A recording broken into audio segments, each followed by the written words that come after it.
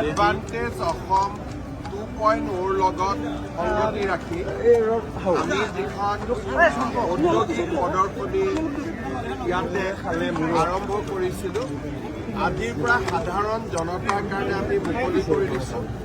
আজি, কালি আৰু পৰহিৰ দিনাখন ইয়াতে আমাৰ সৰ্বসাধাৰণ ৰাইজে এই প্ৰদৰ্শনীখন চাব পাৰিব। আজি মই এটা পেভিলিয়ন চালোঁ, এদিনত গোটেইকেইটা চোৱা সম্ভৱ নহয়।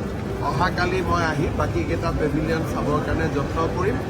আৰু ইয়াতে যদি আপোনালোকে দেখা পায়, ইয়াত অসমৰ ষ্টাৰ্টআপ, অসমৰ বৃহৎ MSME, ফৰেষ্ট প্ৰডাকশ্যন, আত্মসহায়ক গোটৰ প্ৰডাকশ্যন, গোটেই আমি স্পেক্ট্ৰামটোকে ইয়াত ৰাখিছোঁ। বিশেষকৈ মই ছাত্ৰ ছাত্ৰীসকলক অনুৰোধ কৰিম যে তেখেতসকলে আহি এই প্ৰদৰ্শনীখন চাব লাগে। আমাৰ অসমৰ বিষয়ে আমি বহুত কথা বুজিব পাৰিম।